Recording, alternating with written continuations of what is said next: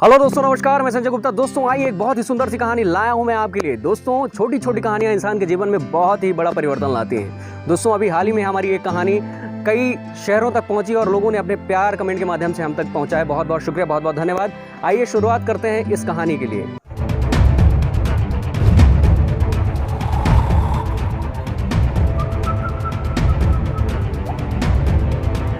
दोस्तों एक बार की बात है, गांव में दो साधु रहते थे जिनका जीवन यापन भिक्षा मांगकर चलता था। कभी मंदिर पर जाते, पूजा पाठ करवाते और उनकी एक झोपड़ी बनी हुई थी।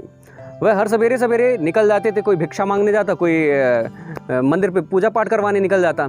और जैसे ही वह शाम को वापस आते, अपना जो रूखा सूखा था, जो भी मिलता वही उसी से उनका जीवन यापन चल रहा था।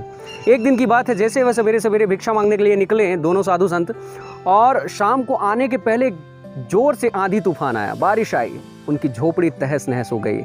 आधी झोपड़ी ही बची थी, आधी झोपड़ी उड़कर टूट फूट गई थी। और जैसे ही एक पहला जो साधु आता है वो देखता है कि हमारा जो आशियाना है वो झोपड़ी आधी टूटी फूटी पड़ी हुई है। आंधी तूफान बारिश ने तबाही मचा दी। वो आता है, भगवान के ऊपर गुस्सा करने लगता कि हे भगवान, मैं तेरी पूजा करता हूँ, हे भगवान, मैं तेरा हरदम नाम जपता रहता हूँ और तूने मेरा ही नुकसान कर दिया। उधर जो गांव में चोर उचक्के लोग रहते हैं, उनके घर का बाल बांका भी नहीं हुआ और तूने मेरा ही नुकसान कर दिया। मैंने तेरा क्या बिगाड़ा था।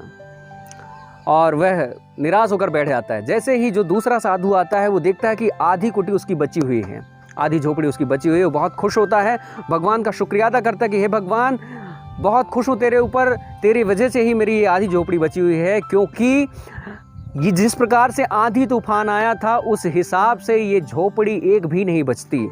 हे भगवान, मैं तेरे कल से और भी ज़्यादा पूजा करूँगा, तेरे पर मेरा विश्वास और भी ज़्यादा बढ़ गया है। हे भगवान, तेरा लाख लाख शुक्र है। और ठीक वो कहते हुए वो भी बैठ गया। दोस्तों ये छोटी सी कहानी हमें हमारी ज़िंदगी में बहुत बड़ी बात सिखाती है। दो व्यक्ति और दोनों का अलग अलग विचार यही शो करता है कि किस प्रकार से इंसान अपनी नज़रों से जिस काम को देखता है उसी प्रकार उसकी एनर्जी भी काम करती है। जो पहला साधु था वह नेगेटिव होके बैठ चुका था और जो दूसरा साधु था वो पॉजिटिव होके और भी ज़्यादा अपने आप को मजबूत कोशिश कर रहा था। दोस्तों हमेशा ज़िंदगी में एक बात याद रखिए कि विषम परिस्थितियाँ आती हैं और विषम परिस्थितियों में आप दृढ़ता से उनका साहस करिए, उनका सामना करिए। जीवन में अवश्य आप आगे बढ़ेंगे। और हमेशा हर एक व्यक्ति का स्वभाव एक जैसा नहीं होता है, हमें यही इस कहानी से सीख मिलती है। और ढेरों सारी कहानियाँ हमारे इस चैनल पर पड़ी हुई हैं, आप उन्हें जाकर देख सकते हैं। दोस्तों कहानी कैसी लगी? कहानी अगर अच्छी लगी हो तो कमेंट में अपने विचार ज़रूर बताएं। और बहुत बहुत शुक्रिया, बहुत बहुत धन्यवाद। मिलते हैं फिर अगली कहानी में, तब तक के लिए नमस्कार।